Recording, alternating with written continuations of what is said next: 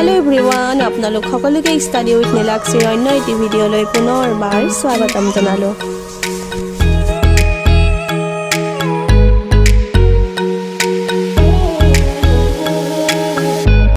Hello student so আজি মই অনুশীলনী 8.2 টো আলোচনা কৰিম। ইয়াতে আমি ফাৰ্স্ট কোৱেশ্চনটো কি পালো sin 60 into cos 30 এটো মাজত ইনটু চিন আছে পুৰণ চিন আছে প্লাস sin 30 into cos 60 এই মানবোৰ মনত ৰাখিব পৰাকে মই আগত এটা ভিডিও বনাই দিছিলো একদম সহজ এটা ভিডিও মই বনাই দিছিলো যেটোত আমি ৰাখিবোৰৰ এই মানবোৰ আমি সহজকে মনত ৰাখিব পাৰো। তোমালোকে যদি চোৱা নাই চাই লবা মই তলত লিংকটো দি দিম। সো আমাক ফাৰ্স্ট কোৱেশ্চনটো আমাক কি কৈছে মানবোৰ উলিয়াব দিছে তলত দিয়া বিলাকৰ মান উলিওৱা। এটা আমি মানখিনি আমি পাতি দিব লাগিব এতিয়া।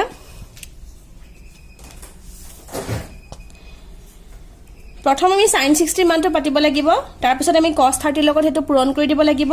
ঠিক তেনেকৈ sin 30 মানটো পাতি cos 60 মানটোৰ লগত আমি পূৰণ কৰি দিব লাগিব। দুইটা পূৰণ কৰি আমি যেটো পূৰণফল পাম সেই পূৰণফল কিটা আমি কি কৰিব লাগিব দুইটা প্লাস কৰি দিব লাগিব। এটোই অংক এতিয়া আমি খালি মানবোৰ বহাই দিলেই হ'ল। sin 60 মান আমি কিমান পাইছিলো √3/2 সো √3/2 পূৰণ cos 30 মানো √3/2 so √3/2 এটোটা পূৰণ কৰিব লাগিব। সো ব্র্যাকেট দি দিলু মাজত প্লাস চিন। নেক্সট আহিলে sin 30 মানো আমি কিমান জানো হাফ পূৰণ cos 60 মানো কিমান হয় হাফ। সো দুইটা পূৰণ কৰি দিম এতিয়া। দুইটা পূৰণ হৈ আছে পূৰণ আমি ধুনিয়াকে তলতলে পূৰণ কৰি দিলে হল ওপৰে ওপৰে পূৰণ কৰি দিলে হল 2 দুগুণে 4 √3 আৰু √3 এটোটা পূৰণ কৰিলে কিমান হ'ব √3 আৰু √3 পূৰণ কৰিলে হ'ব √9 আৰু √9 ৰ বৰ্গমূল কিমান হয় সোৱা √3 কিমান হৈ যাব 3 3 গুণ 9 আৰু √9 ৰ বৰ্গমূল কিমান 3। সো আমি ইমানখিনি নকৰি আমি ডাইৰেক্ট কি জানো যে ৰুটে পূৰণ কৰিলে সদায় ৰুটটো উঠি যায়। যদি দুটা ৰুট আমি পূৰণ কৰো ৰুটটো স্কয়াৰ হৈ যাব আৰু স্কয়াৰ হৈ গলে কি হয় ৰুটটো উঠি যায় অকল সংখ্যাটো বহে। সো √3 আৰু √3 পূৰণ কৰিলে কি হ'ব অকল 3 যোগ 2 দুগুণে 4 1 এগুণে 1 এইটা আমি পূৰণফল কিটা পালো। এতিয়া পূৰণফল কিটা আমি ধুনিয়াকে যোগ কৰি দিলে হ'ল 4 আৰু 4 তলত আমি মান কিটা একে পাইছো। সো 4 আৰু 4 লসাগু কিমান হ'ব 4। এটা আমি যোগ কৰিম 4 এ 4 ঘৰণ কৰিম 1 1 এ 3 এ পূৰণ কৰিলে 3 1 3 গুণ 3 4 এ 4 ঘৰণ কৰিম 1 1 ৰ লগত 1 পূৰণ কৰিলে 1। সো আমি কিমান পালো 3 এ 1 4 তলতো 4 4 এ 4 ঘৰণ কৰিলে আমি কিমান পালো 1। সো আমি আনসাৰটো কিমান পালো অকল 1 এইটোই আনসাৰ। নেক্সট কোৱেশ্চনটোলে আহা। নেক্সট কোৱেশ্চনটো আহিলে 2 tan square 45 degree plus cos square 30 degree minus sin square 60 degree মানবোৰ বহাই দিলে হ'ল 2 tan square 45 degree so 2 to a tan square 45 degree টো লগত পূৰণ হৈ আছে। সো 2 into tan square স্কয়াৰটো কথা ভাবিব নালাগে tan 45 ৰ মানটো আমি যেটো পাম হেতুৰ ওপৰত স্কয়াৰ চিন দি দিলে হ'ল। সো tan 45 ৰ মান আমি কিমান জানো 1 সো 1 স্কয়াৰ যেটোকে স্কয়াৰ চিনটো আছে সো 1 স্কয়াৰ হৈ যাব প্লাস cos square 30 প্ৰথমে আমি cos 30 মানটো আমি গম পাব লাগিব। cos 30 মানটো আমি কিমান পাইছিলো √3/2 সো √3/2 যেটোকে স্কয়াৰ চিন আছে so whole square minus sin 60 মানে আমি কিমান জানো √3/2 সো √3/2 হোল স্কয়াৰ। এইটোৱে খালি মানবোৰ আমি মনত ৰাখিব লাগিব আৰু মানবোৰ মনত ৰাখিবৰ কাৰণে মই আগত ধুনিয়াকে বুজাই দিছিলো আগৰ ভিডিও এটা। দুইটো পাতি দিয়া 1 ক স্কয়াৰ কৰিলে কিমান হ'ব 1 প্লাস √3 ক স্কয়াৰ কৰিলে 3 আৰু 2 ক স্কয়াৰ কৰিলে কিমান হ'ব 4 মাইনাস √3 ক স্কয়াৰ কৰিলে 3 আৰু 2 ক স্কয়াৰ কৰিলে 4 2 এগুণে 2 প্লাস যেহেতুকে এই দুইটাৰে মানে দুইটাৰে তলৰ সংখ্যাটো একে হৈ আছে হৰটো একে হৈ আছে সো আমি কি কৰিম প্ৰথমে এই দুটাৰ কাৰণে উলিয়াই লম 4 আৰু 4 লসাগু কিমান হ'ব 4 4 এ 4 ঘৰণ কৰিলে 1 1 ৰ লগত 3 পূৰণ কৰিলে 1 3 গুণ 3 মাইনাস 4 এ 4 ঘৰণ কৰিলে 1 1 ৰ লগত 1 3 গুণ 3 2 যোগ তলত 4 3 ৰ পৰা 3 মাইনাস কৰিলে কিমান হ'ব 0 2 প্লাস 4 এ 0 ঘৰণ কৰিলে 4 এ 0 ঘৰণ কৰিলে কিমান হ'ব অকল 0 হ'ব। সো 0 2 ৰ লগত 0 প্লাস কৰিলে কিমান হ'ব 2 সো আমি আনসাৰ কিমান পালো অকল 2 এইটোই আনসাৰ। নেক্সট কোৱেশ্চনটোলে আহা। নেক্সট কুৱেশ্যনটো চোৱা নেক্সট কুৱেশ্যনটো কি আছে cos 45 ডিগ্ৰী ডিভাইডেড বাই sec 30 degree plus cosec 30 degree প্ৰথমে আমি এই মানটো লিখিব লাগিব তাৰপিছত এই কিটা মান লিখি পেলাই এই দুটা প্লাস কৰি পেলাই যেটো আমি মান পাম সেই মানটো দি এটো হৰণ কৰি দিব লাগিব সো আমি মান কিটা লিখি লও এতিয়া cos 45 আমি কিমান জানো 1/√2 সো 1/√2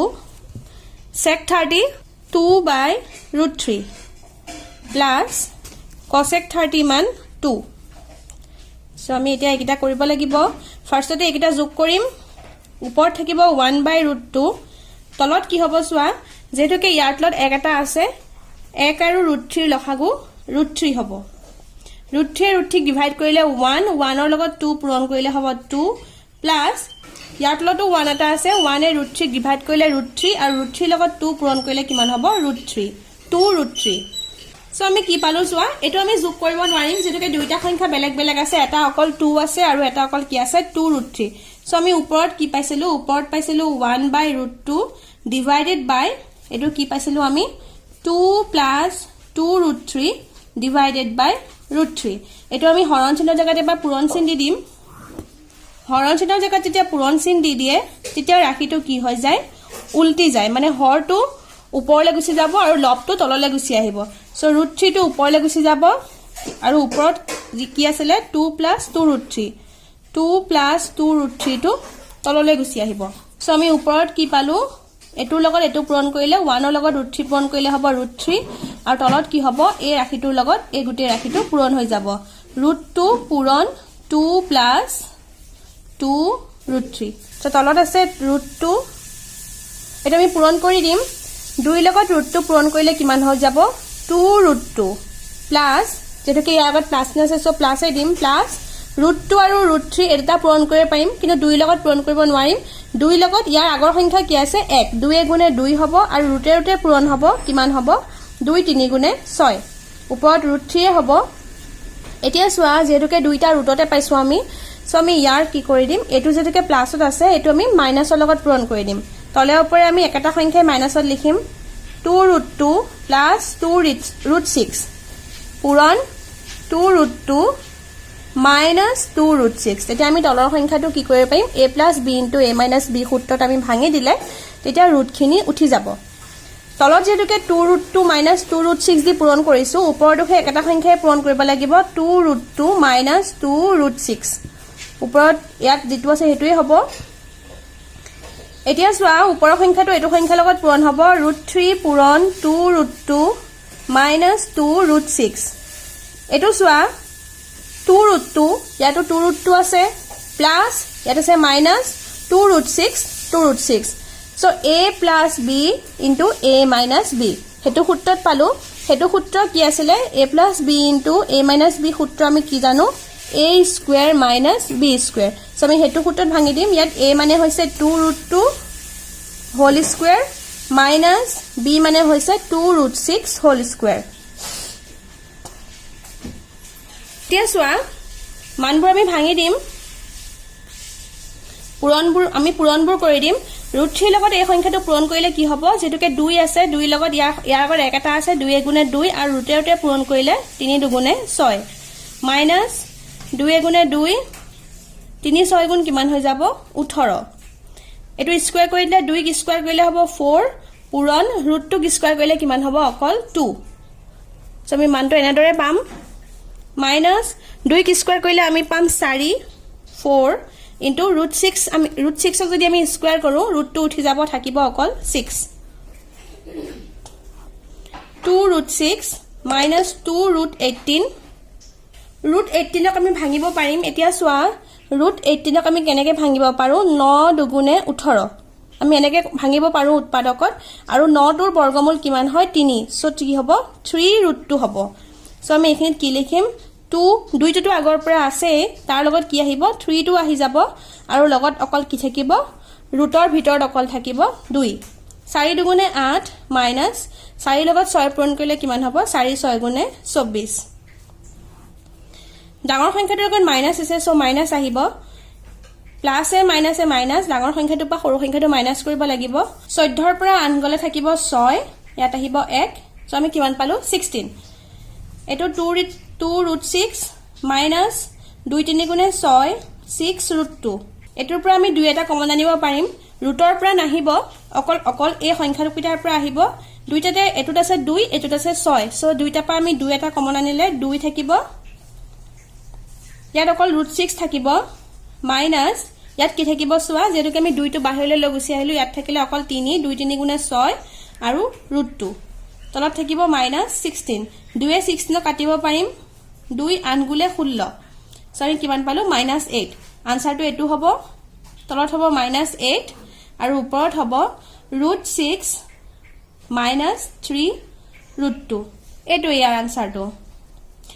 তোমালোকে এখিনটো আনসাৰটো কমপ্লিট কৰিব পাৰা আৰু আনসাৰৰ লগত মিলাবলৈ হলে কিতাপৰ আনসাৰৰ লগত মিলাবলৈ হলে কিতাপত কেনেকৈ কৰিছে সোৱা যেটোকে হৰৰটোৰ আগত মানে 8টোৰ আগত যেটোকে মাইনাছ চিনটো আছে ওপৰৰ পৰা মাইনাছ এটা যদি কমন লৈ আহা মাইনাছ যেতিয়া আমি কমন লৈ আহো তেতিয়া যেটো সংখ্যাৰ আগত মাইনাছ থাকে সেই সংখ্যাটোৰ আগত প্লাস হৈ যাব আৰু যেটো সংখ্যাৰ আগত প্লাস থাকে সেই সংখ্যাটোৰ আগত মাইনাছ হৈ যাব সো মাইনাছ 6 হৈ যাব এটো যেটোকে ৰুট 6 ৰ আগত একো চিন নাই মানে প্লাস এটা আছে সো মাইনাছ ৰুট 6 হৈ যাব আৰু ইয়াৰ আগত যেটোকে অলৰেডি মাইনাছ এটা আছে হেতুত কি হৈ যাব প্লাস 3 ৰুট 2 এটো মাইনাছ 8 এ আছে আগৰ পৰা সো মাইনাছ এ হৈ যাব মাইনাছে কাটাকাটি গুছি গল সো তলত হ'ব অকল 8 আৰু ওপৰত কি হৈ যাব সোৱা যেটোকে আমি প্লাসৰ সংখ্যাটো পাইছো সো প্লাসৰ সংখ্যাটো আগত বহাই দিম 3 ৰুট 2